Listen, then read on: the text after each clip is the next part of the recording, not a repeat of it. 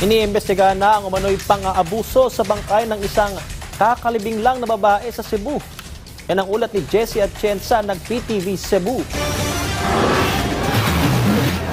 Nakalabas na sa nitso ang kabaong at nakalantad pa ang bangkay ng isang babae nang madiskubre ng isang sepulturero linggo ng umaga sa Carcar City, Cebu. Bagay na ikinagulat ng mga residente na nakatira malapit sa sementeryo. Nakugang daw eh.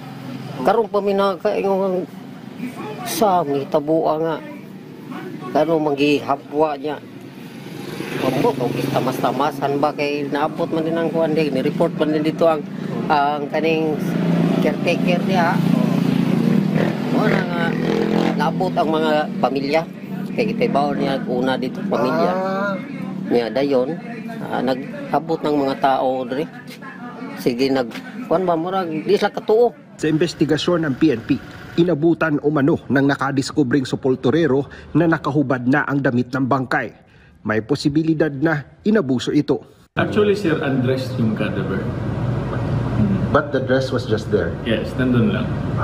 We can only finalize if andyan na yung result ng... Yes, sir. Yun naman. Kasi wala man tayong, alam mo no, na yung bangkay kasi nasa state of rigor mortis na. Ibig sabihin, nanigas na yung bangkay. So, even yung mga muscles niya, hindi mo na magalaw. So, it's very impossible na even yung kanyang ari is kaya pang mag-open just to have a penetration dun sa kung totoo man yung haka-haka nila. Ayon sa PNP, nakipag-ugnayan na sa kanila ang pamilya ng bangkay at ang sepulturerong nakadiskubre sa isang di pangkaraniwang insidente. It's very unfortunate na may ganong insidenteng nangyari dito sa isa pang bangkay na kakalibing. Pero yung mga haka-haka na sinabing nagalaw yung bangkay, for now, hindi kami makapag-conclude niyan in the absence of the confirmatory report na ginawa ng SOCO. May mga series of tests and specimen na kinuha, then it will be subjected for forensic examination sa Manila pa. Kinondena ng lokal na pamahalaan ang nangyari at nangako naman na magbibigay ng tulong sa pamilya ng bangkay.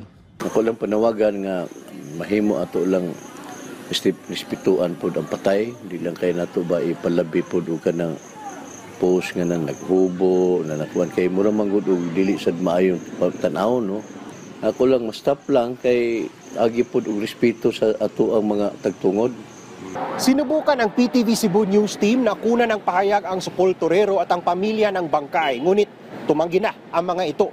Hiling nila na igalang ng publiko ang kanilang pagluluksa para sa miyembro ng kanilang pamilya na kasalukuyang nananahimik na. Mula sa PTV Cebu, Jessie Atienza para sa Pambansang TV sa Bagong Pilipinas.